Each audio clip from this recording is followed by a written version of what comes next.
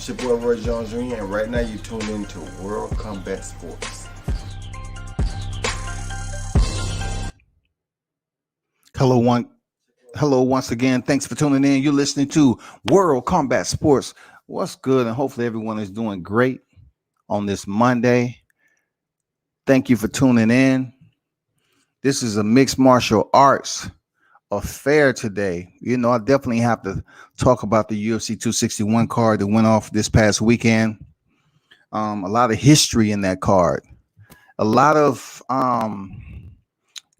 different type of weird euphoria was going on. And then you had epiphanies that took place in this mixed martial arts game. But first and foremost, I want to salute those who support World Combat Sports. I ask that you like, share, and subscribe to the channel. If you choose to donate, I'll put the Cash App up. Appreciate right down to it. You see the thumbnail, the good, the bad, and ugly. And behind it all, I send a message out to each and every one of you that knew that World Combat Sports was doing this way back in the day when I first started. You know what I'm saying? Get educated on MMA. It's here to stay. Stop dogging it out, trying to boost up boxing. You know what I'm saying? When it comes down to it, knowing both worlds are very beneficial when it comes to combat sports. It is. True words. It's very, very beneficial to understand what both sports are about.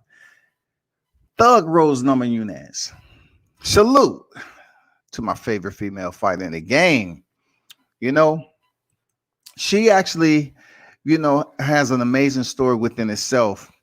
She was one of these fighters who came up through who fought in Invicta, a neighboring organization previously, and then, transferred over to the Ultimate Fighter season to become a UFC fighter. She currently contends in the strawweight division, which is 115 pounds on the scales. What an amazing story. What an amazing story. I mean, really, I have two to three unique situations I'm going to talk about, if you're paying attention to my thumbnail. But first, I have to start off with Thug Rose Nunes because, her story from Lithuania, leading up to this fight, she pretty much, she didn't take shots, but she pretty much was speaking about the communism over there in China and everything. And people kind of looked at it like, damn, why are you coming out at Wiley Zhang like that? She never really gave us that energy like she's on that level, of being a communist or whatever. But anyway, in her history of joining UFC Fighter Season 20, she had the opportunity to face Alex Chambers, Joanne Calderwood, and Randa Marcos. All those fighters that I just named would go on to contend in the UFC. During that lead up to the finale, in what Thug Rose was contending to make it to the final finale to challenge for the strawweight belt, all of her fights, like I mentioned before, ended in submission. All of them, people. All of Thug Rose fights ended in submission. RNC, she choked out Chambers, Kimura for Calderwood, and another Kimura for Randa Marcos. Then she has, this was in 2014. Then she stops through in December for the Ultimate Fighter 20 finale against Carla Esparza. All right, this is about everybody was looking for. We was like, damn, this is gonna be good. You have Rose Nunes. She has her grappling. She's coming off 3 submissions in the Ultimate Fighter, and then you have Carla Esparza. She has her wrestling, and she has pretty decent boxing. Thug Rose Nunes, man. She goes in here and she's a bit wild and reckless. She really doesn't have a game plan. Those of us that was looking at the fight, we saying to ourselves, what is she doing? Like, calm down, be patient, set your shots up. Carla Esparza ended up, working and breaking Rose down, end up changing levels, being able to take it to the canvas, you know, work some ground and pound, land some strikes, and really, start to dominate Rose, right? And in round 3, she ended up sinking in an RNC and she subbed Rose out. She subbed her out. And I looked at it, I was like, damn, Rose, she looks so strong in the Ultimate Fighter. And then she comes out and gets subbed out herself. She won by 3 submissions, and then come to the finale, she loses via submission. It's wild. So once she enters into the UFC to begin competing, once the UFC Fighter 20 finale is over, her first opponent is a highly crafty, veteran Angela Hill. Once again, submission. She sinks in the RNC and subs her out. She goes in here and fight, prepossessing, very tough, gritty Paige Van Zandt, who's another up and coming riser that people have, a lot of high hopes in. You know what I'm saying? They have high hopes for her. Big time. Doug Rose is 3-2. Paige Van Zandt is 6-1. She chokes her out. Rear naked choke. Another RNC submission. Gone. And Paige Van Zandt only had 1 loss heading into that fight. Then she steps in with the tornado, the pocket tornado, Tisha Torres, man. In 2016. Tisha Torres is 7-0, y'all. Talk to me now. Tisha Torres is 7-0, man. This girl is short. She's quick. She's strong. She goes in there and wins via decision. So now she is close to her fight once again. She subbed out for her debut, the fight for the vacant strawweight title. She loses. And then she goes on a 3-fight win streak. Now she steps in with Karolina Kowalkiewicz. A lot of people were saying, Rose should win this. But it was another tough fight. Rose is now 5-2. Kowalkiewicz is 9-0, y'all. Let's go back a little bit. Angela Hill was 2-1. Paige Van Zandt was 6-1. Tisha Torres 7-0, y'all. And she goes back in there and fight Karolina Kowalkiewicz 9-0. 9-0. This is going to be her title shot right here. Whoever wins this fight is stepping in there with the one and only Joanna Jędrzejczyk.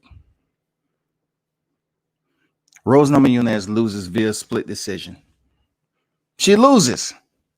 And I'm saying to myself, damn, man, Rose, man, she was my one of my favorite fighters back then, period. I like Rose for some reason, man. Her skill and the way she moves. I say, man, Rose is different. But she lost to Kowalkiewicz. And I'm saying to myself, damn, she was so close to another title shot. So Karolina goes in there and fight Joanna Jędrzejczyk and loses. She loses. So in the meanwhile, while they're trying to sort everything out with this strawweight division, Rose steps in with Michelle Waterson. She's another highly, talented rising star in mixed martial arts that has a name. They call her the karate hottie. She has this decorated karate, history behind her. You know what I'm saying? And then venture over to mixed martial arts. So the karate hottie Michelle Waterson goes in there against Rose. And Rose subs her out in round 2, bro. She subs her out in round 2. Now, the glory of the matchmakers at the UFC allows Thug Rose Namajunas to get another title shot. Now, her first shot was in 2014. Going full circle, We're talking about just over 2 years.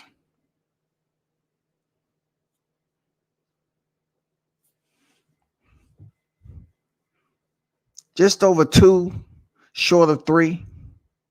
You know what I'm saying? She steps back in there. I mean, she steps in there and subs out Michelle Waterson, and then she gets Joanna J. Chick. It was a lot to be said about Thug Rose's mental health. You know, it's well documented that she has a service dog, and she just, you know, she has had legitimate struggles growing up with her, you know, mental stability, and you know, she has had to deal with that and still contend as one of the most competitive, top tier women mixed martial artists in the sport. Young J Chick makes it a point to come with the hammer and swinging. She dug deep. The promo and everything. She's saying Thug Rose wasn't mentally strong to be champion. She didn't have what it takes. She's weak. She said every derogatory, you know, aspersion that she can think of. She was very, you know, toxic. You know what I'm saying? Whatever came out of her mouth about Rose, none of it was positive. She dug deep to try to dig into her freaking mental space and live rent free. She did all that shit. It was personal. Rose at the you know, the presser where they did the face off. Joanna loves to come over there and get face to face with her opponent and go eye to eye. And Rose was basically saying something. And while Joanna was talking shit to her, you know, we couldn't understand what she was saying. Then come to find out, she was basically quoting a prayer over and over and over again. She would later go on to answer the bell and stop Joanna Young J Chick in round one.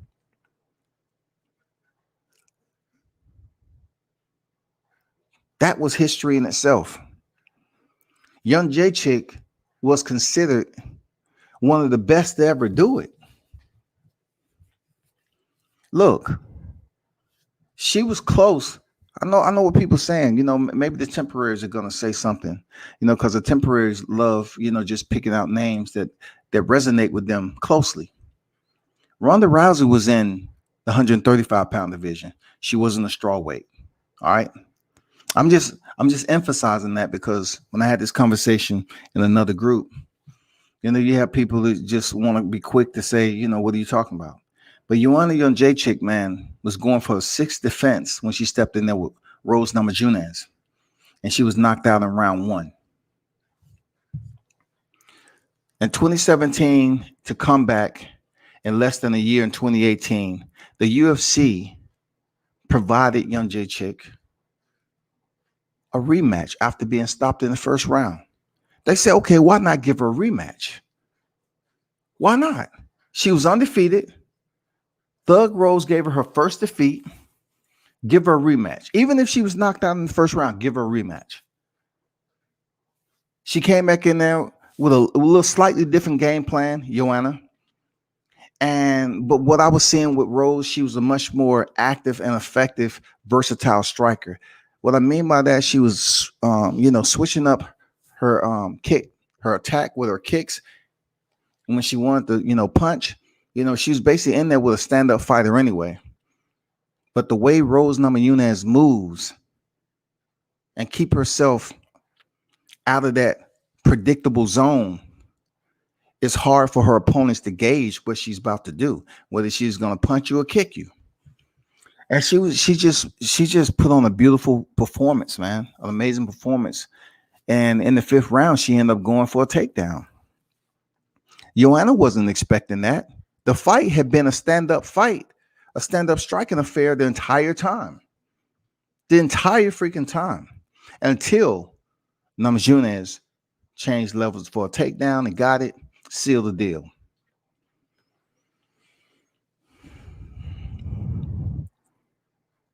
Just over a year, she steps in there with another strong, you know, short, compact, muscular fighter in Jessica Andrade.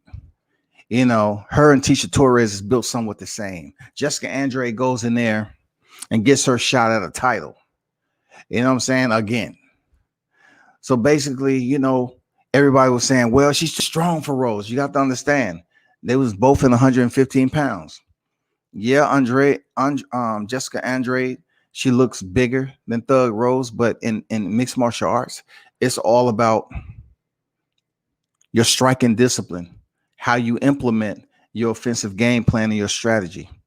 How can you enforce it enough to degrade your opponent, right?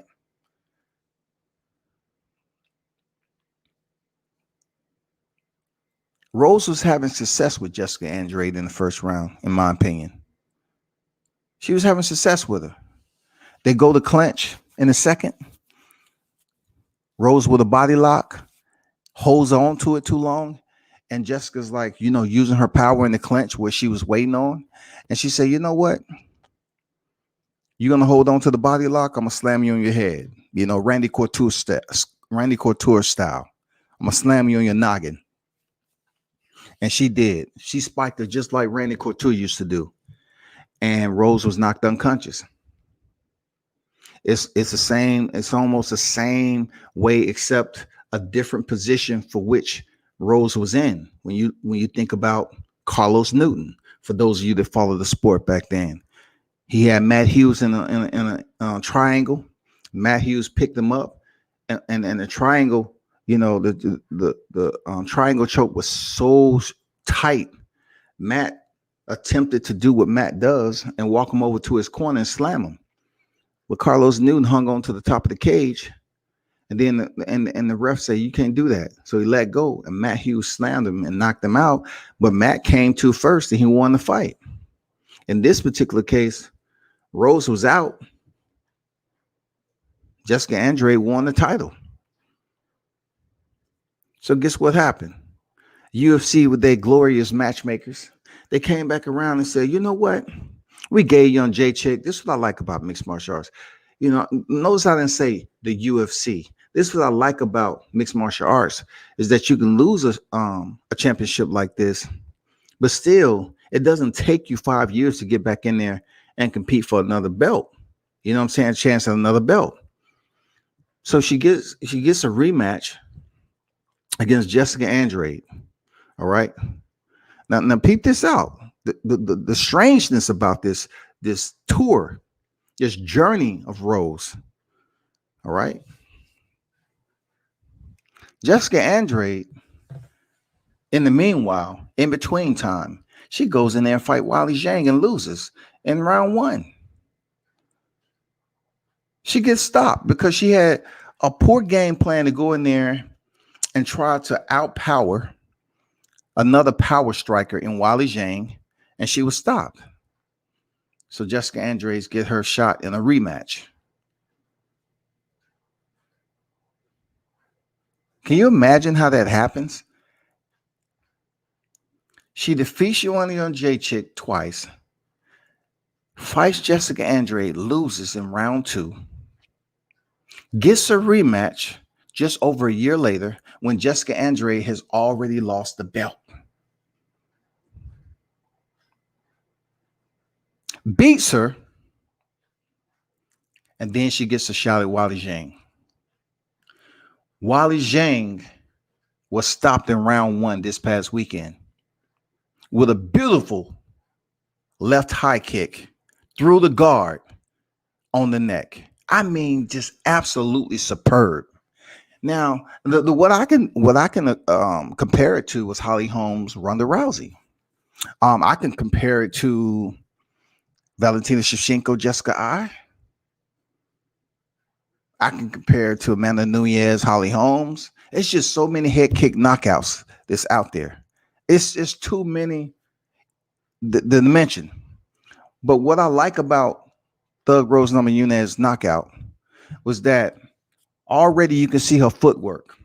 Zhang couldn't gauge the time and footwork of what she was going to do. The way Rose was bouncing on her toes, man. She was just so light on her feet. Float like a butterfly. Sting like a bee. Thug Rose set her up. kind of got in a false sense of like trying to predict that she was about to, throw punches or kicks. She really didn't know what was going on. And she just out of nowhere, she kicks her in the neck area. I mean, for her to generate enough power to kick Zhang and land that kick through her guard.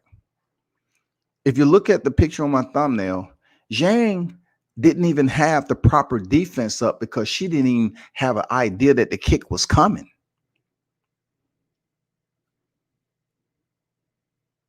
She didn't know. It was well placed, well timed. Everything about it was perfecto. The beauty of mixed martial arts and combat.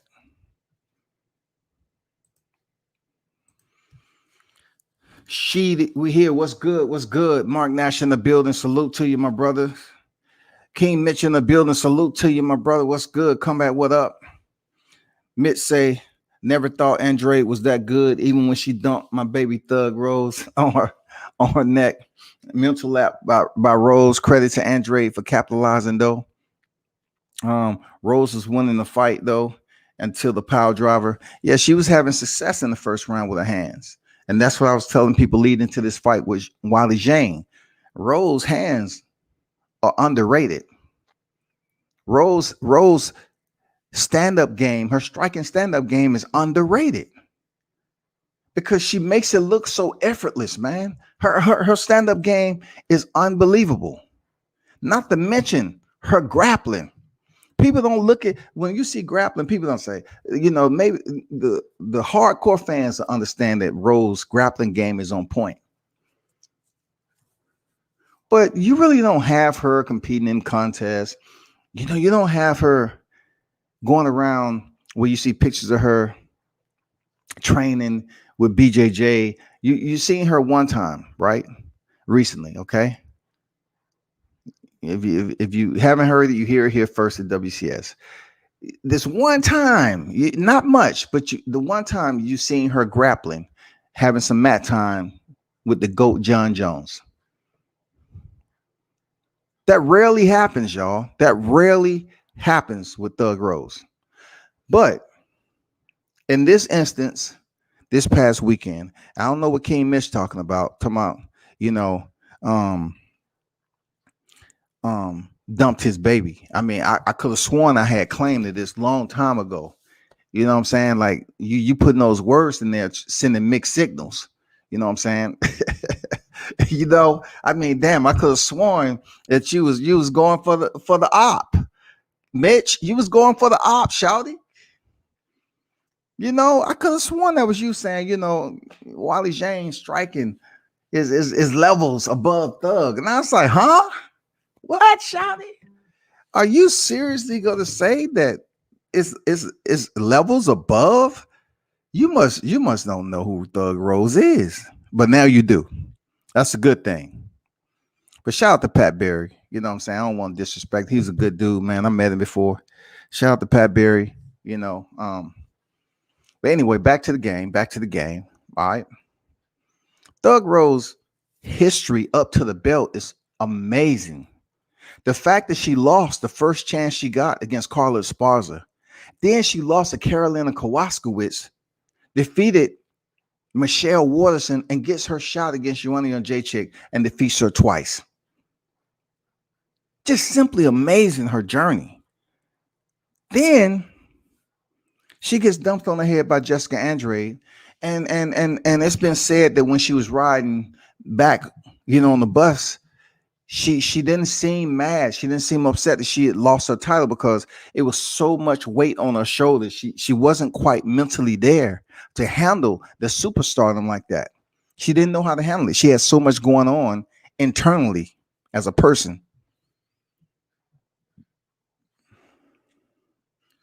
Having time to reflect and working herself back into the equation for a rematch with Jessica Andrade, winning a decision, she was able to get another title shot. And what I believe was the toughest. In my opinion, it was the toughest. And the reason why I say that was the toughest opposition that she's fought in her career is because Weili Zhang defeated Joanna Jędrzejczyk. So since she defeated Joanna and Thug Rose defeated Joanna, who else in between is there to compare? Both of them have wins over Joanna. So going into that fight, both of them had the badge to say they stopped one of their opponents in the first round. Thug Rose stopped Joanna Jędrzejczyk, and Wally Zhang stopped Jessica Andrade. You know what I'm saying? It's crazy. It's crazy because she goes to distance with Joanna Jędrzejczyk in the rematch.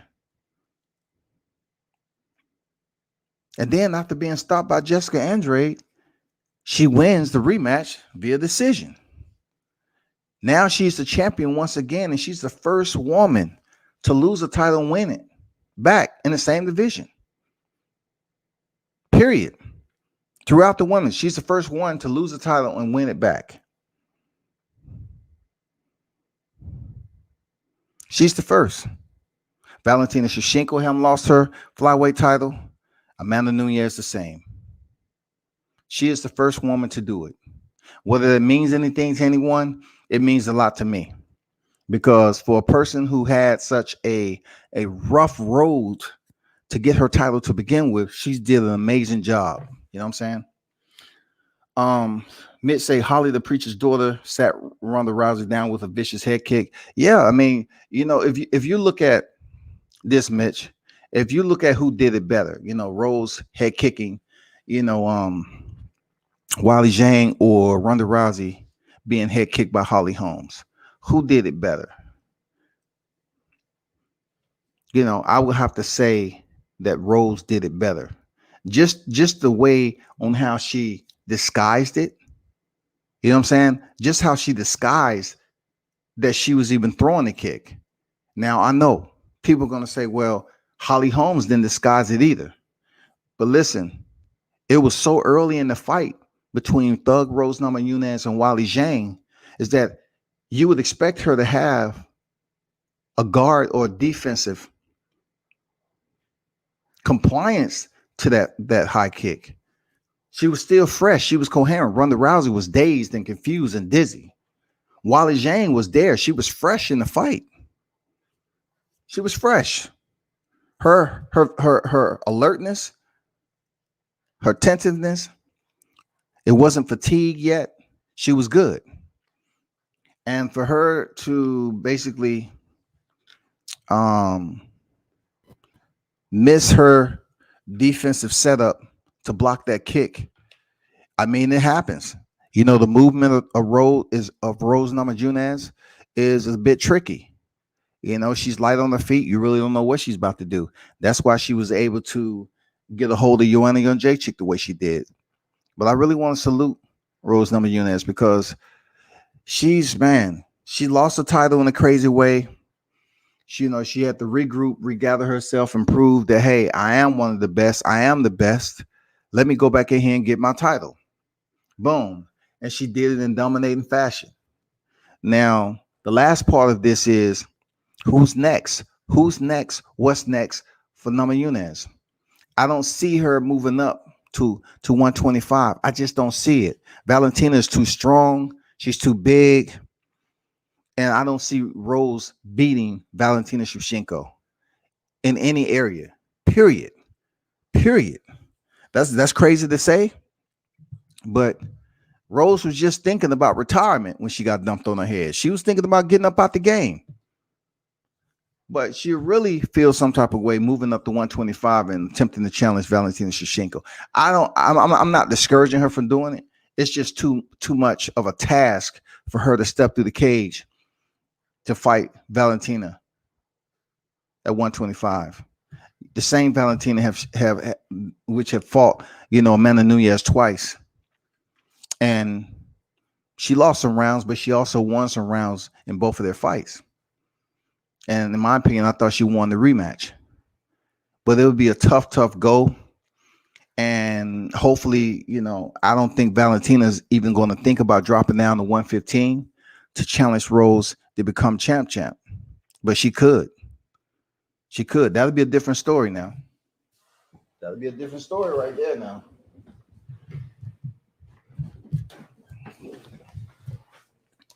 So let me move on from Thug Rose. Salute to Thug Rose. You know what I'm saying? For getting that victory. Well deserved, man. I mean, salute to you for the journey that you've been a part of. You know what I'm saying? Let's move on to my boy Chris Weidman. If you're looking at the thumbnails, I put up a side-by-side, of course, a juxtapose to basically give you an idea of what is meant by karma, so to speak. And I'm not even a person that pretty much use a word like that, but it's indeed karma for Chris Weidman. It's not that he's a bad dude. It's just somehow, some way within the weirdness of this fight night, he was a part of it. Only on the wrong side of the karma. It's not the fact that him being a combat sport former champion that he did anything wrong going into this fight with Uriah Hall. I mean, he's had his adversities too. He's one of the only fighters that walked to the ring with American flag on, at one point. His record is 15-6. You have to remember remember the time when he fought Anderson Silva back in 2013. It's been so fucking long, y'all. So long. And if you look to the left, the thumbnail on the left, if you look at Anderson Silva, now check this out. This is how weird this is, right? The first fight, he knocked Anderson Silva out in round 2. Legitimate punches to the face.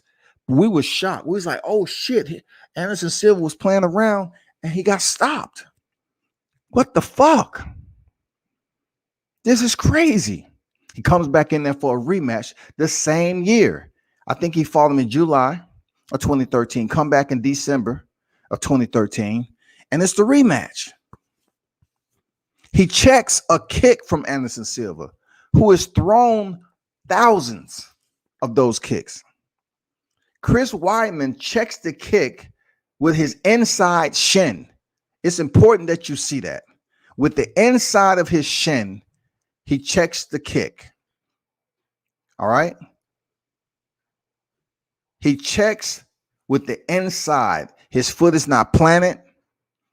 His foot is elevated. And he's showing you a different way on how to check a kick. That was supposed to be an inside leg kick, and it was. Boom, snaps the leg of Anderson Silva. Anderson Silva's in crazy pain, man.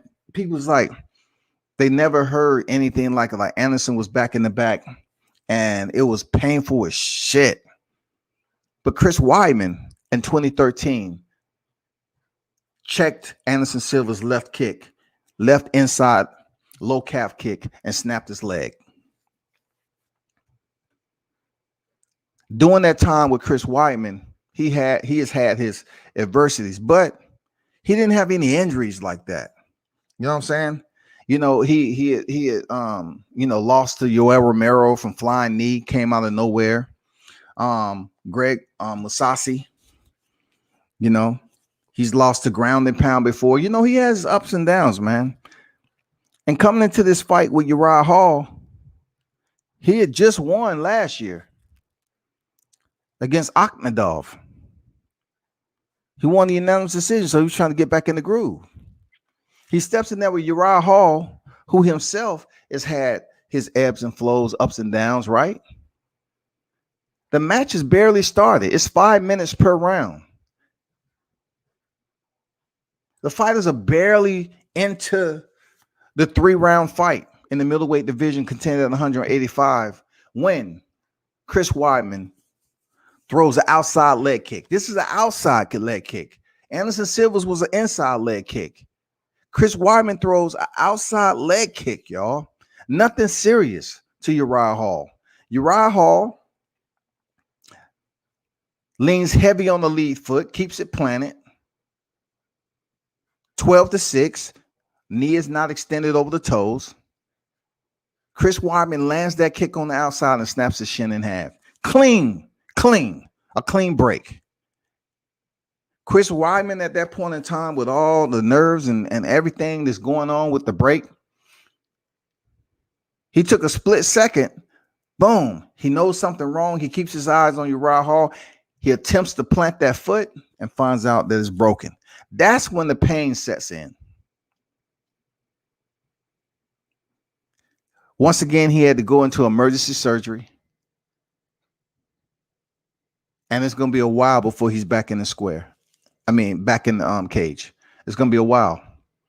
But the fact of back in 2013 of him checking Anderson Silva's leg kick and how long it took Anderson to get back into a competitive situation, an individual who was on a crazy win streak, Anderson Silva, but him to lose twice to Chris Weidman, and then for Chris Weidman to be working himself back up in the middleweight division, potentially for a title shot with Israel Adesanya, he snaps his leg in half.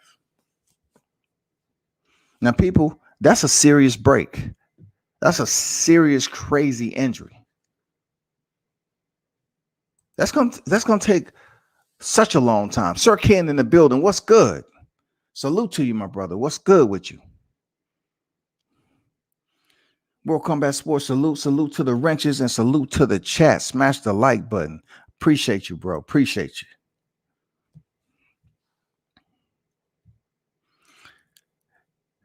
Mitch said, I was worried for Thug Rose. I wasn't going for Zhang. I wasn't worried, man. I just knew she was going to do what she do. I feel you, you know. But Chris Weidman snaps his leg. He's going to be out the game, man. You know, my salute go out to him. I hope he recovers quickly. Definitely those screws in his leg. They have to wait till it heals properly. You have to get re-examined and all that stuff. It's going to be such a long time. And then for his age too, he's on father time right now. You know what I'm saying?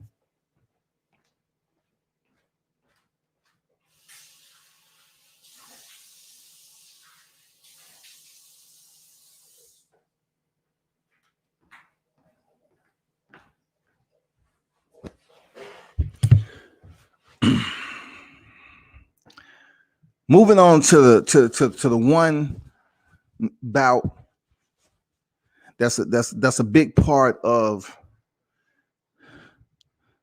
the men's side of mixed martial arts when it comes to the UFC in this division. There's so many great fighters who passed through mixed martial arts. You know what I'm saying? Even when the neighboring organization was up and active, the WEC, Strike Force. You know what I'm saying? You had Invicta. You had the WSOF. You just had so many freaking neighboring organizations. But right here in the UFC, we've had some big names that come through and have their title reigns. We had the wins and losses. We've had some big names that lost their title and won a title in the same division or another division. But for Tyron Woodley, not too long ago, he was the welterweight champion who wasn't really respected. Him and Kamaru Usman was pretty much in the same boat. They was considered boring fighters. Tyron Woodley was considered a boring fighter to a lot of people. Even though he was knocking motherfuckers out to a point, he was considered a boring fighter because for whatever reason, people expected more. I don't know. It's just how people choose to uniquely single out certain individuals. You know, for what Tyron Woodley was doing, they would praise Kamaru Usman for it. But check this out. He wins the title by crushing Robbie Lawler in the first round. He gets Stephen Wonderboy Thompson twice, and it's a 1-1. It's a draw, and then he defeats him. He goes in there against Damian Maia, multi-time BJJ world champion. Defends like 23, 24 takedowns. Tears his labrum in the first round. Fights on. Tough. He goes in there against Darren Till, who everybody was saying, oh, he's big, he's huge. He's gonna be more powerful than Tyron Woodley. You know, he's up there standing over Tyron Woodley. looking like he was just this monster, this Goliath. You know what I'm saying? And Tyron Woodley goes in there and sets him up for the okie doke. Back, right hand, crack. That's what Tyron does. Knocks him down, lands some serious detrimental elbows, and they end up subbing him out. To freaking Darren Till's credit, he took those elbows unlike a lot of people would. So give it up to Darren Till. But he did earn that. So as he continued to win, guess what? They want him to step up the competition. And when Kamaru Usman was the one that was stepping up, I was saying to myself, man, this is not going to be extremely tough in a way, because I feel that Tyron Woodley is just as good as Kamaru Usman, so to speak, in the cage when it comes to wrestling and all this other shit. So I was saying to myself, okay, cool. This is going to be a pretty decent bout. You know, he's coming off a Damian Maia win. Tyron Woodley already defeated him. Rafael Dos Anjos, nothing serious. You know what I'm saying?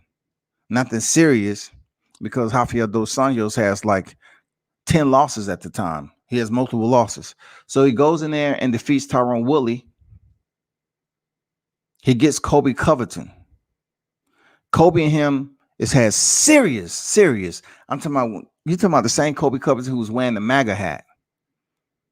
Make America Great, huh? And he was using president at the time, the former president. He was over there trying to make it about politics. And Kamaru Usman demonstrated his toughness in that fight. The fight went to the 5th round, and during that round 1 up to the 5th round, both fighters was landing some hard punches. You know what I'm saying? I was saying to myself, both of these fighters are getting hit. Both of them could work on their hands. But the one unique pedigree that they had between one another was wrestling. It wasn't really something that was established or displayed during this fight between Colby Covington.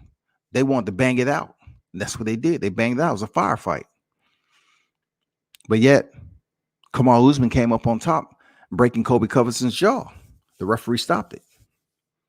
He goes in there and fight Jorge Masvidal in place of Gilbert Burns, a former teammate, y'all. A former teammate who he respects, multi-time BJJ world champion, who caught COVID. He steps in there with Jorge Masvidal, who at the time had double-digit losses, 13 of them, and he goes the distance. Goes in there and fights Gilbert Burns next in 21 in February of this year. And he defeats him ground and pound in round 3. Guys, get him up out of there. Get him up out of the head. Gilbert Burns crying. I mean, because they was close. I don't know if Gilbert Burns had the killer instinct to be in there with Kamaru Usman. I don't know, man, but he finishes in round 3. You see the similarities. Tyron Woodley, he fought Stephen Wonderboy Thompson twice. Now Kamaru Usman's going back in there against Jorge Masvidal, right? He goes in there against Masvidal, bro. Masvidal makes it out of the first round. I'm saying, damn, Kamaru has been working on his boxing, because that's what you're supposed to do. If you have a wrestling pedigree, work on your motherfucking hands. That's what Matt Hughes did. Work on your hands. BJ Penn. Work on your hands. GSP. Work on your hands. Jose Aldo. That's what you do. And when Kamaru Usman came to the second round, and he pretty much distracted, it's almost similar to what Luis Ortiz did to Conjanu. He popped that left, that left jab, that left hook out there to get, reaction from Jorge Masvidal to defend it. You know what I'm saying? He said, okay, he throwing that lead jab hook. Got him to look. Cracked him with the right hand across the jawline. One of the cleanest knockouts you'll see. It's many in the UFC. It's many. It is many knockouts. Believe that. It is absolutely many that leaves fighters cold, stiff. And this was one of them. Masvidal unleashed that right hand better. Look, I'm gonna be honest with you. He released. I know some people gonna be upset. I don't give a fuck. He threw that right hand laser better than freaking Edgar Berlanga. Serious. The way he threw that right hand straight down linear, boom, off the chin of Masvidal. Look at the extension of Kamaru Usman while Jorge Masvidal is out cold on his right shoulder. He's done. He's out. Wrap over. He's on his way to the canvas. Look at the extension on that joint. He knows he's connected. Jorge is out, unconscious, y'all. Beautiful. He threw that right hand better than any right hand that Edgar Berlanga threw when he was in there with Devin Nicholson. Real talk. That shit was straight lined up. You could have put an optic on that. It was almost like he had a red dot on that. It was so accurate and punctual. Give it up to Trevor Whitman. Give it up. You have to change camp sometime to improve your game. Give it up for Trevor. Give it up for Trevor. Kamaru Usman right now, his boxing, I don't see anybody beating him. Like he's already a dude that's legit and certified in wrestling. But now his hands has reached another level. It's scary. It's scary to think that who's next in the 170-pound division for Kamaru Usman? Who's next? Who is it going to be? Masvidal's talking about a rematch, possibly in the future, working this. You're not getting a trilogy. I know you went the distance the first time, but you came up short. The only battle I want to see in a rematch right now is Kobe Covington. Nobody want to see Leon Edwards until he fights somebody. No, I mean, no one is talking about Leon Edwards, but sooner or later he's going to get his shot at Kamaru Usman. I definitely want to see Kobe gets back in there. I want to see the trash talk. I want to hear the trash talking. I want to see the damn presser. Now that they have fans in the stands, I want to see the damn presser again. I want to hear what Kamaru has to say. I want to hear what Kobe has to say. That'll be a good fight. But Kamaru Usman is on his way to being one of the best welterweights ever. He's tied Tyron Woodley right now. Not only that, y'all, Kamaru Usman is I think he's on a 16-fight win streak from the UFC. I think he is.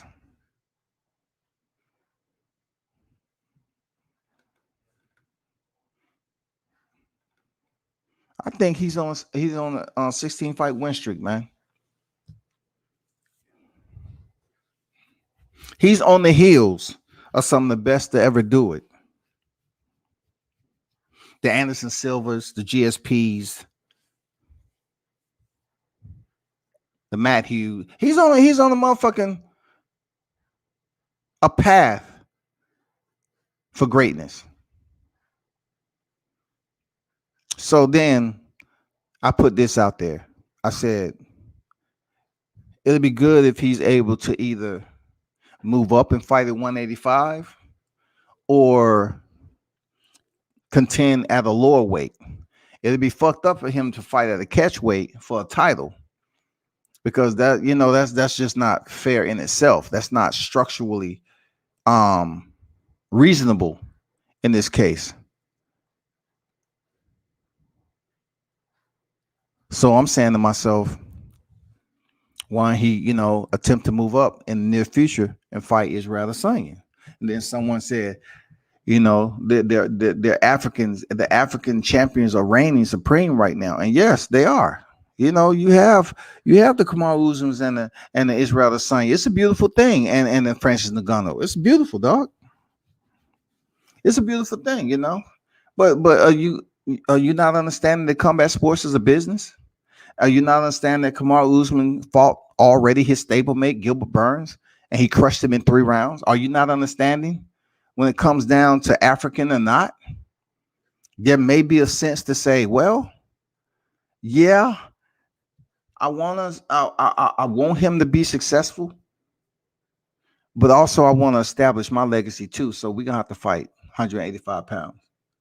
African or not, I believe he should fight Israel Adesanya somewhere in the future as a champion, if they still champions. Why not? I doubt it will happen anytime soon because you know what we see going on right here. I'm not here to blend and cross thread commentary or analytics when it comes to mixed martial arts and boxing. But in certain cases, when it comes to opportunity, people tend to, throw the race card down when it comes to boxing. And some boxers not getting this, that, and the other. That's because you have so many belts. We already went over this. And in some cases, it is a race card, and in some cases, it's not. But in mixed martial arts, I can tell you, they have black champions all the time. There's been plenty of black champions. You have Aljamain Sterling in 135. It don't matter how he got it. You had Demetrius Johnson, who defended his title 11 times back in flyweight. It don't matter if he's over one championship right now. You had the Rampages that was in it. You had the Tyrone Woodleys.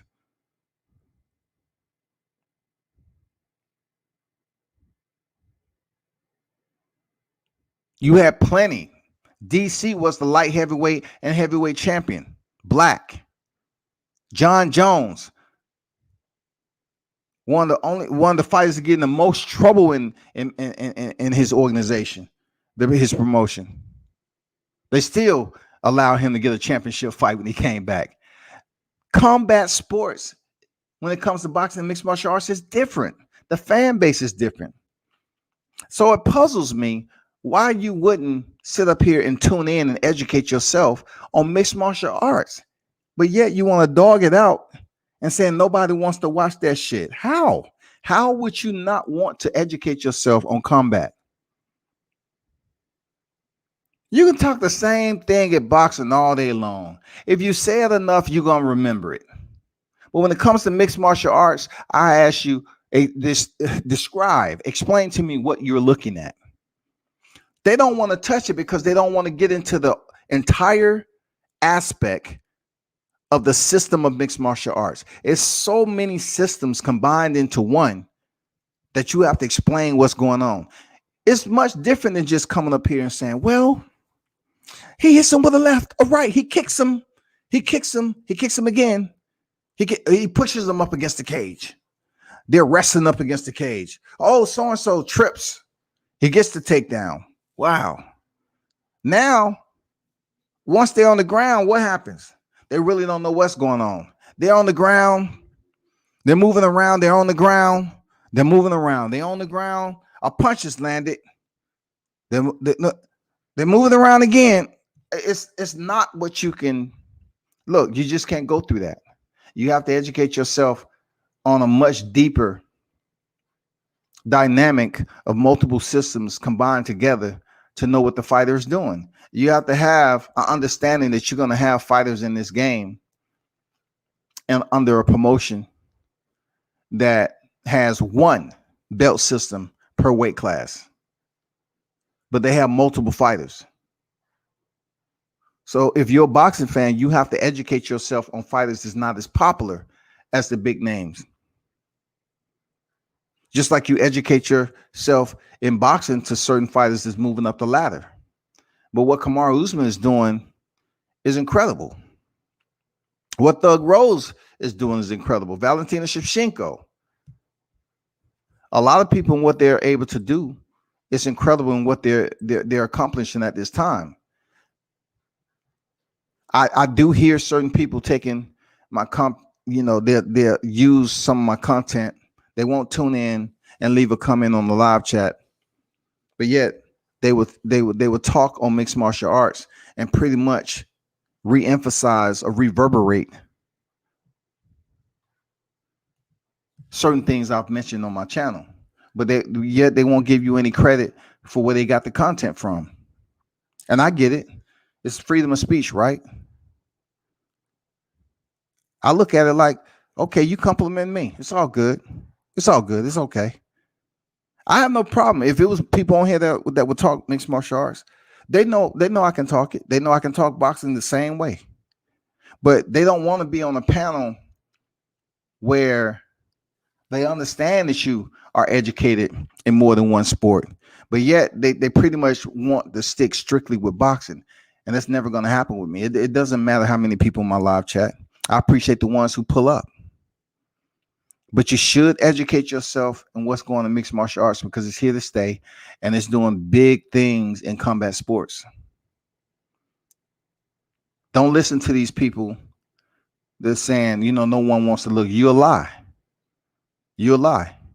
Go to a training facility and watch how exhausting it is to see these guys train mixed martial arts. They're not just going in there, going all out like you watching in the cage. They're training different areas to their skill set. They're placing themselves in bad positions. They're placing themselves in the bottom position, top position. They're placing themselves up against the wall to work off the wall. They're basically sparring. It's so many factors, and not to mention BJJ. BJJ requires a partner, just like wrestling requires a partner. Those two in itself requires a partner. You can learn how to box without a partner. You can learn how to kick without a partner. But a mixed martial artist, you're going to have to lock up with somebody. You're going to have a live body to practice with. So, recognize, that it's okay to be open-minded. I appreciate more channels attempting to cover mixed martial arts, attempting to cover mixed martial arts when I've been doing it since day numero uno. I would definitely appreciate some of those dang channels to talk mixed martial arts with me. It don't have to be on Fight Night. It can be anytime. It'll be good for conversation, but it's really one of those deals where they want to stay in their comfort zone and they'd rather just talk boxing. They really don't want to talk about the mixed martial arts genre of combat sports because, when you start calling off names and all this other shit, they trying to think you're trying to make them look bad. I'm not. I'm just saying, boxing. People understand this. Boxing is okay to cover the sport of boxing. It's also okay to cover mixed martial arts. It's absolutely okay to know both. If you like one more than the other, cool. But don't dog out MMA and act like it's not making moves. It's been making moves since the 90s. It's been making moves since the UFC was sold. It's been making moves since Bellator. It's making moves with PFL. It's making moves on a whole lot of other areas. The UFC is a promotion once again, and it's not considered the UFC. Stephen A. Smith. Stephen A. Smith say he will admit that he's not totally proficient in the UFC. And I want to tell him, no, it's not the fact that you're not proficient in the UFC. You're not proficient in the sport of mixed martial arts, my brother. That's what you're not proficient in. All you have to do is attend some schools and watch and learn and watch and learn. Read. Look at film. And you know what? It's going to be easier for you, Stephen A., because you have individuals that can retrieve that content for you so you can take the time and learn about it. But for you to say you're not proficient at the UFC tells me that's just like you saying you're not proficient at Top Rank. Top Rank is a promotion just like the UFC, who promotes boxing. That's what Top Rank does. UFC is a promotion. But the one thing about boxing and mixed martial arts is that when you say mixed martial arts, it is basically defined and designated in its belt system to one promotion. All right. What I mean by that is you have individuals competing under a single banner for a championship belt. A single banner is that promotion. In boxing, you have boxers that's competing for different sanctioning bodies that has absolutely zero to do with the promotions. The WBC isn't proprietary to Top Rank of Golden Boy Showtime. UFC belts are proprietary to the UFC. Bellator belts are proprietary to the Bellator and PFL and so forth. That's why the organization will always thrive because of their structure. I'm just putting that out there. MMA Silva was bullshitting. Man, Silva was bullshitting. Yeah, he was when he first got knocked out, for sure. Usman said he would not fight at 185 if Israel's there. Okay, cool. You know, if they, he want to look out for his countrymen. I understand that. It's good. I'm not going to knock Africans, right? I'm not going to knock Africans for respecting one another and allow them to feed their families. I'm not going to knock them. I have given criticism if they don't, because it's a business. If you clean out your division, what's next?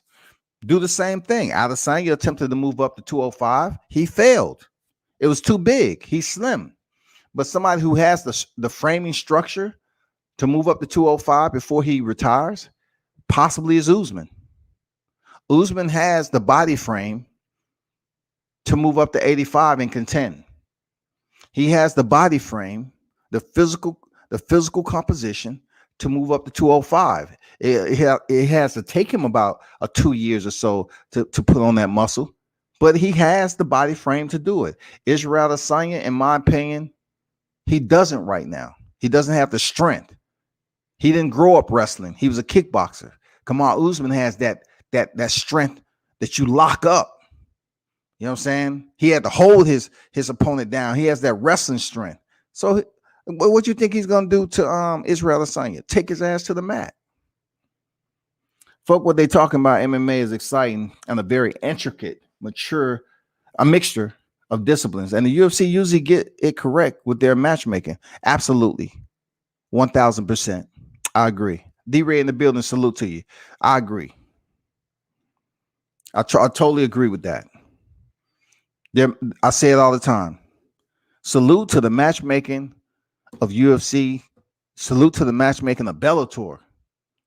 Real talk. The UFC is blossoming and thriving so much. People refuse to hydrate themselves off of it when it comes to knowledge. They rather just sip on the same glass, man. When you have two areas, two sports that you can hydrate yourself off of. That's all. 3 championship fights on the card. I know it's PPV, but guess what? You're gonna tune in just like I did. You're gonna tune in. It's gonna become less and less accessible to crack stream this, to pirate the UFC. It's gonna be less and less. It's gonna be penalties for that shit. I tell everybody, from a person who's in communications, IP address goes a long ways. You send the signal out, everything is IP based. Your phone, your PC, it doesn't matter. Everything is internet protocol. Everything has an IP. So when you ping that SAT and down to the distant end, wherever that person may be, you can try to go to VPN. You can try to do anything and everything. But I'm going to tell you, you're going to get found out. So just and do me a favor and just read about it the right way. You know what I'm saying? That's what's up. That's what's up. So what's next? What's next with the UFC? I would say this. What's next is going to be huge. Before I was talking about Israel Adesanya, if he beats Juan Blachowicz, him facing John Jones would be a big moneymaker. Like, this potentially could break records. Seriously. If Adesanya could have defeated Blachowicz and fought John Jones, it would have broken incredible records, man. Because Adesanya was undefeated. His meteoric rise. He had the rocket packs on. He was doing big things. Everybody was comparing his fighting styles to John Jones, but he lost. So that's over. Now another big fight for John Jones is what? Francis Ngannou. Francis Ngannou, African, going in there against an African American, so to speak. I consider myself black. I know I have African ancestors, okay? But I'm saying right now, heavyweight, John Jones has not fought a heavyweight. So Francis Ngannou and John Jones PPV is going to do crazy, crazy numbers. Crazy numbers. Even with the one loss, even with Francis Ngannou losing to Stipe Miocic, people are not even looking at that shit because he came back in there and knocked him out. People are not even thinking about Francis Ngannou losing to Stipe. What they are looking at is him stepping in there with one of the fighters possessing the power that he does against John Jones. That's what they fucking looking at. They say, oh man, shit, he has the power to knock John Jones out. He has the power to do it. If anybody has the power to do it, Francis Ngannou does. So Francis, once again, just like Kamaru Usman, he goes in here and defeats John Jones. Then they're going to start talking about GOAT status. Off the little fights if he had. what they say, people, those of you that's tuned in, right? D Hodges in the building, salute to you. What do they say? To be the man, you got to beat the man, right? Just so happened this man right here is considered the GOAT. The man landed a 12-6 elbow which disqualified him against Manhattan.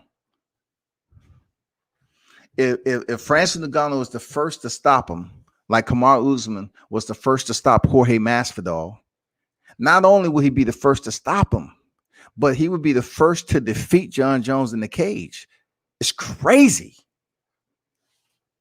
I hope nothing happens in between John Jones stepping back in there and Francis Ngannou, his next opponent. I hope nothing else goes down wrong. I hope John Jones is able to negotiate a reasonable purse with the UFC. I really do. I really do. And speaking of purses, right? Hold on for a second. Hold on.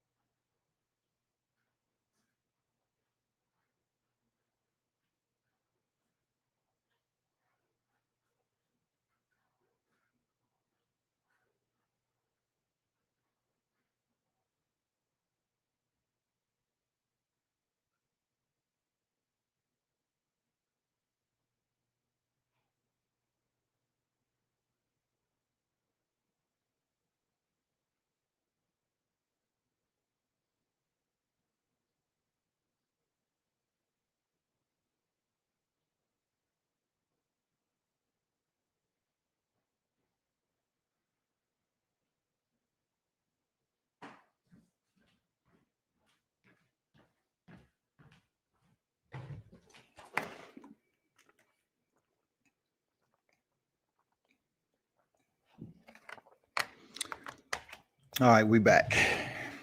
Okay.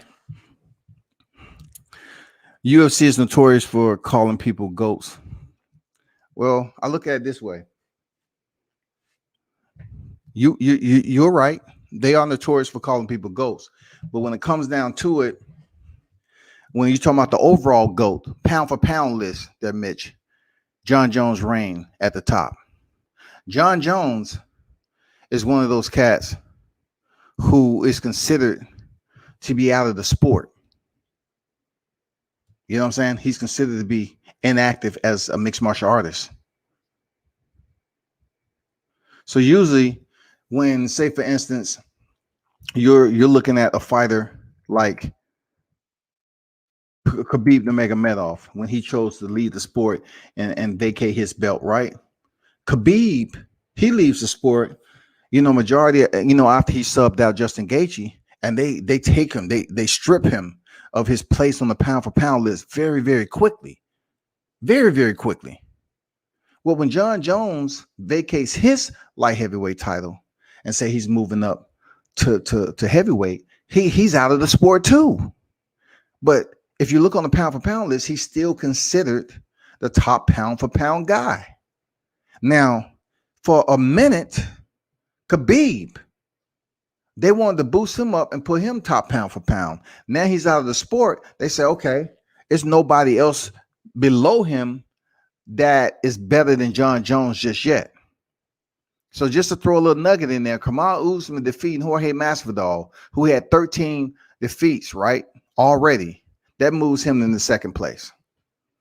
I'm like, wow, how the shift has changed. Unfucking believable. I'm just saying to myself, it's unbelievable. Look, I have to do a pound for pound analytics by itself, because as you know, those who kick it with me, I usually do that shit on camera, just because when you're able to go through the pound for pound list verbatim and know the fighters there, it takes a lot of familiarity with the sport to do that, especially the constant changing of the pound for pound list. But I say that for another day. But Kamaru Usman is in number 2 right now after defeating a guy who had already defeated before, who had 13 losses. He knocks him out and he gets moved into the top 2 position. Alexander Volkanovski, man. Anyway, y'all get me started, man. Y'all get me started. I can't do it. But you're right, Mitch. They are notorious for doing that. But the one GOAT that off his resume, they keep up there in the conversations, John Jones. All right. One of my GOATs though of Ultimate Fighting Championship is Demetrius Johnson.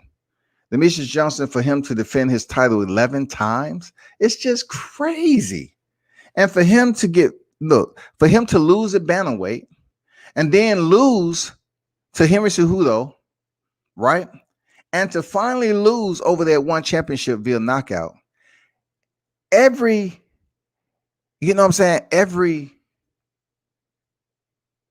reign, so to speak, must come to an end. They always say you can't stay on top forever.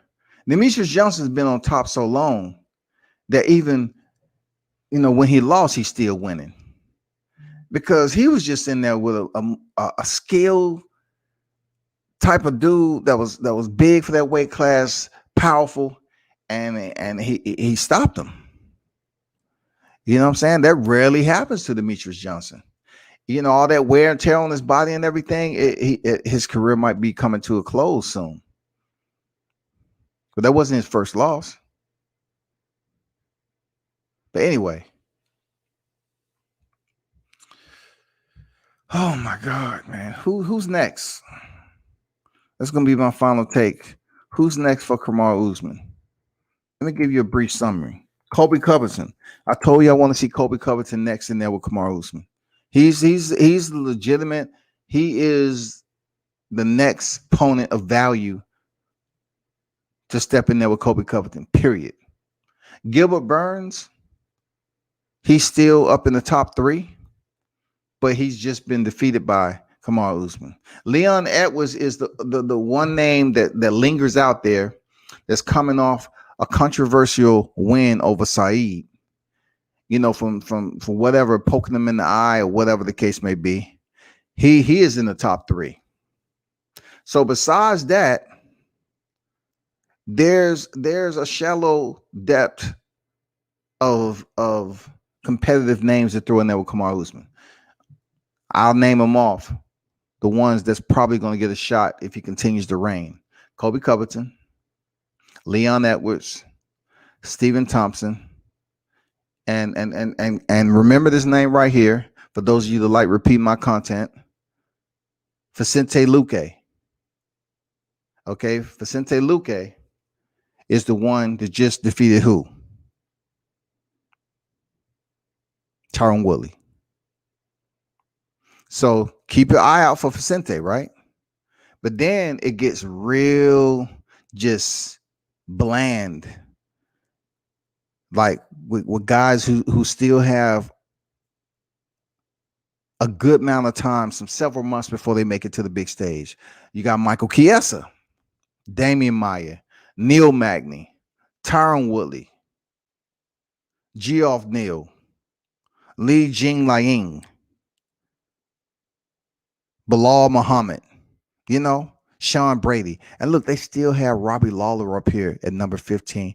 It's crazy, man. They still have Robbie Lawler on the motherfucking top pound for pound list, man. Robbie, please retire. Please, bro.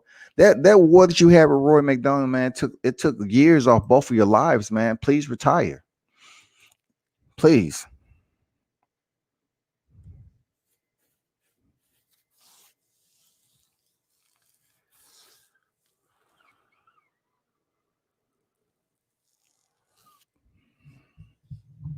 MMA, what's good?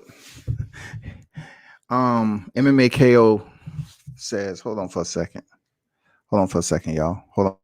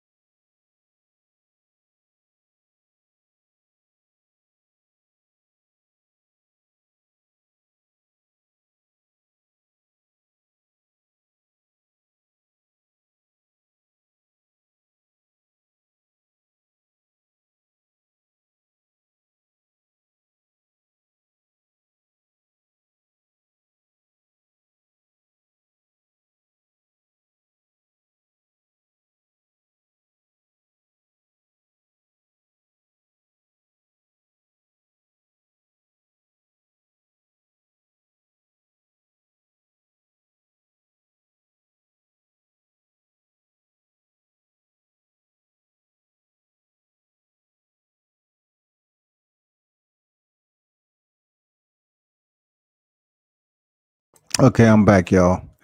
MMA KO, salute to you. Say, not sure if I reached out already, but I make UFC reaction. Hey, you plug yourself in, my guy, and have featured you the few Seth Hagen, Edgar, and Gono and Rosen channel label on video timestamp and link. If you ever want me to edit out your section, just link and I will. But saw you live and figured I'll send a message. I'm not sure if you dropped over here before. I'm not familiar with you, just a little bit, but no, you have never reached out to me about anything. But it ain't personal, nothing like that. Just long as when you use my content or whatever, man, y'all need to let me know, because people that won't tune in to the live and they will take your content and they use it. To me, it's not that serious. I don't make my living off YouTube. All right. But out of respect for the work I do put in, it'd be good just to get an email or something. You know what I'm saying?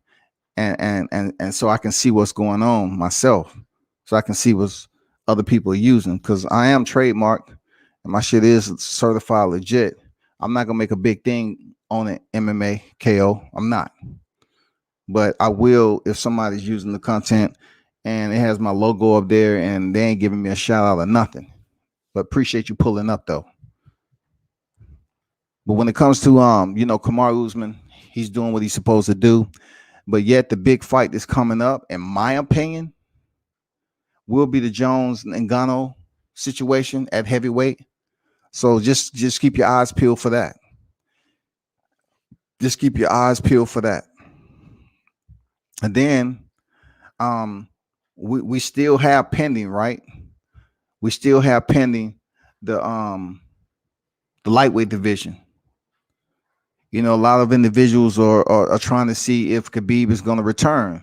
But in the interim, you need to pay attention to who's making noise in the lightweight division. Lightweight division is a 155-pound division. They're waiting on the next champion. Since the belt is now vacant, they're waiting on the next champion. All right. They're waiting for that fight to happen, you know, for the vacant. The next fight is going to be Michael Chandler and Charles Oliveira. You feel me? Michael Chandler coming over here, knocking out Dan Hooker in one round. I'm saying to myself, yeah, that's crazy. You know what I'm saying? You're knocking out Dan Hooker. I mean, I guess they was trying to, you know, move him to title contention, but Dan Hooker was not the dude. You know what I'm saying? I mean, he was working himself up there. So they said, hey, Michael Chandler, we're going to give you Dan Hooker, which wasn't an easy touch. All right. It wasn't an easy touch, but he goes in there and starch him. So now I'm saying to myself, okay, we have some names out here. All the names in the top 5, and I'm going to end it with this. All the names in the top 5 at one point in time before Michael Chandler had been in there with Khabib. Conor McGregor was in there with Khabib. Justin Gaethje, Dustin Poirier. All right. So I'm looking at the top names that was in there with Khabib, and all of them was subbed. Conor McGregor was subbed in 4, Justin Gaethje in 3, and in 2, and Dustin Poirier in 3.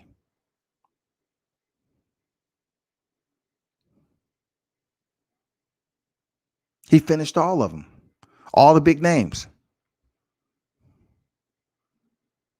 The beating Justin Gaethje put on Tony Ferguson, he ended up coming back and losing again.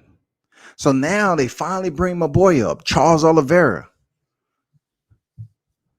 They bring up Charles Oliveira and match him against Michael Chandler, which is going to be crazy. People are going to tune in for that.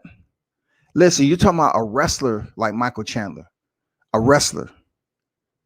And I've already did my live on you know how he was over there at the Bellator, you know, his run-ins with Eddie Alvarez and the Pitbull brothers and all that shit. But Charles Oliveira, this is where it's crazy. Charles Oliveira, in my opinion, his grappling supersedes that of Michael Chandler. But what negates a grappler? Takedown defense. If they're solid and they have the cardio. Now, when it comes to the hands, I believe wholeheartedly Michael Chandler hands boxing is better than Charles Oliveira. The stronger of the two, in my opinion, is Michael Chandler. But given the opportunity and the window from a wrestler like Chandler, changing levels and locking up with Charles Oliveira, he might get submitted. Charles Oliveira is the octopus of the motherfucking lightweight division, y'all. Charles Oliveira, goddamn grappling game is sick. This dude will lock up a damn choke from anywhere. He is slick as they come when we're talking about this mixed martial arts shit, especially when it comes to grappling. Now, of course, I said before, his hands are second tier to Michael Chandler, in my opinion. On paper, this is a good fight. On paper, both of these guys have a part of their arsenal to hurt the other. Michael Chandler has the power. Charles Oliveira has the grappling. We'll just see how long the fight lasts. Because I'm going to tell you, Michael Chandler coming there to knock Charles Oliveira out. He's not coming in there to foot around on the ground or whatever. He's coming there to knock him out like he did Dan Hooker. Charles Oliveira goes in for a takedown. Good luck with that. If he's able to take Michael Chandler down easily, I would be surprised, super surprised. That's my take on that. That's my take on that, man. Deshaun Thompson, I ain't see you in the building, man. What up, WCS, man? I got real love, John Jones, pause, but Francis Ngannou was something entirely different. Like what? Like what, for instance? Francis Ngannou is entirely different off what exactly? He's in a different weight class. He's in a different weight class for sure. You're right. He's in a different weight class. You're absolutely right. He's in a different weight class. But what are you saying in general when it comes to John Jones? Do you want me to share screen his resume? Do you want me to share screen John Jones' resume, Sean? Because I can screen share. Okay, John Jones' resume. Do you want to see John Bones Jones' resume comparable to freaking Francis Ngannou?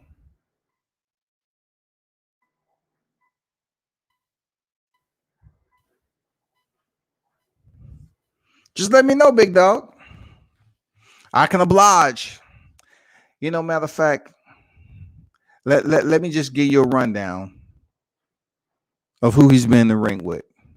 I'm going to start off with the legend Mauricio Hua, Quentin Jackson, Lyoto Machida, Sugar Rashad Evans. Yeah, the same one who fought Brad Imes on his UFC finale debut, which outweighed him by like 50 fucking pounds, and he still put the brakes on him. Vitor Belfort, Chael Sonnen, the bad guy, Alexander Gustafsson, y'all, twice, Glover Teixeira, Daniel Cormier, twice, OSP, Dan Henderson, aka the H-Bomb, Anthony Smith, Thiago Santos, Dominique Reyes. Man, come on already, bro. Not to mention the Hall of Famer Stephen Bonner. The Hall of Famer Stephen Bonner. If you want to go way back in you know, when he initially joined the UFC. Any questions about Ngannou being entirely different there, Deshaun? I mean, any questions? They said Masvidal looked like a member of the BGs. Man, he came in that joint looking hippie, didn't he? And Masvidal came in there looking like a hippie, bro. I mean, I didn't know. I mean, god damn, dude. You a street fighting legend. You a street fighting legend. You used to throwing hands. You used to throwing hands, bro. That's what you did at one point in time with no gloves on. And to get knocked out like that, shit is crazy, man.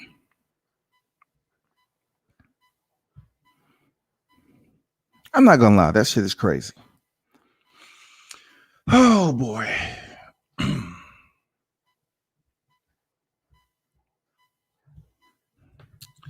Yeah, that's about it. That's you know, just wanted to tighten that up a little bit. You know, and you know what? How did I forget this? I wanted y'all opinion on this. Nobody's talking about it. Nobody's talking about it, but I want to talk about it just a bit. So I'm hearing certain individuals talk so much about mental health and the fact that, you know, Ryan Garcia is, you know, going through his mental health situation or something like that. We want to help him, you know, recover the best way he can. You know, so caring and loving. You know where I'm going with this, right? And then, you know, so many fighters all of a sudden. And look, one thing I know for sure that I've experienced, fighters do have mental health issues. Real talk. They do. So I'm not making any light of it. I'm just speaking in a sense of certain individuals choose to selectively care for certain individuals when they say mental health, and others they criticize. Fighters are in the hurt business. They get hit, and they are compete in a sport where there's brain damage, there's internal damage that's unseen to the naked eye. So therefore, they pick and choose selectively who they want to praise for being brave and shit doing this mental health. And then there's some like the criticism that Deontay Wilder was receiving. They want to make it seem like, oh, what is he mentally broken? He's depressed. He's really mentally unstable. But yet you're assuming that's what it is. You haven't seen any post. But now for Ryan Garcia and a slew of other fighters that's out here, it's let's raise them up. They're brave. Let's help them through it. Let's allow them to change their lives and get through it. It's a lot of weight on their shoulders. I'm asking myself, I'm asking you, which one is it going to be?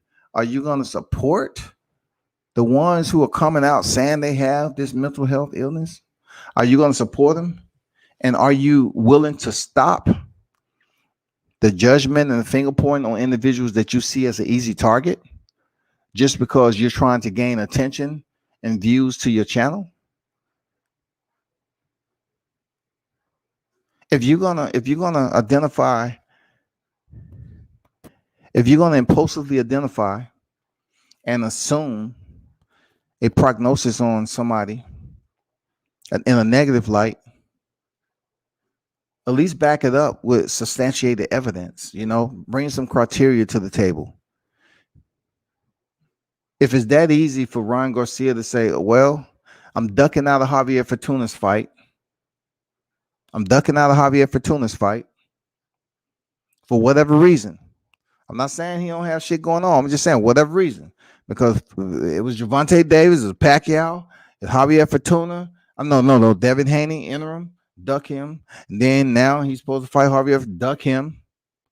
So what is going on? Because I pretty much said a while ago that Ryan Garcia will probably lead to Hollywood and leave boxing. I said that a long time ago. But Ryan Garcia himself said he was planning on leaving the sport around 26 years old. But in between time, you need to stop filling spaces and messing up a division that's very hot right now. You have a belt. Vacate the motherfucking belt. If you're not willing to fight anybody you're supposed to and you want to get your attorneys on them, vacate the fucking belt. Don't hold on to the belt. What are you doing? If you're not going to fight, get off the belt. Don't try to wait for the big money fight to fight somebody say, oh, I'm fighting Pacquiao, I'm fighting AB, I'm fighting anybody with a name so I can get a big. If you truly don't want to fight a tougher, legitimate opposition, just get off the belt and go out here and do what you want to do. Because right now you're stalling out a very competitive division in the lightweight class, and we kind of sick and tired of hearing it. That's all.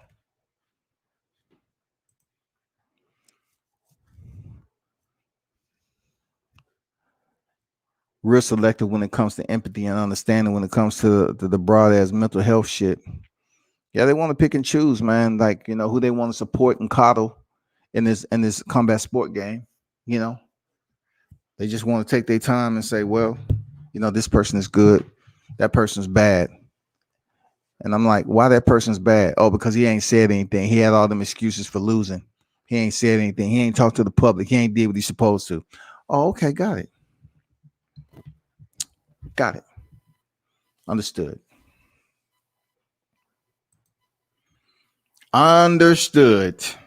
Truly, I got it.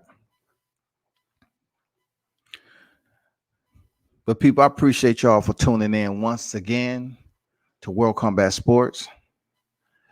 Keep your eyes and ears tuned in. I have a lot going on behind the scenes with branching out and everything. And those of you that's worried about my views, don't. This is not my way of living.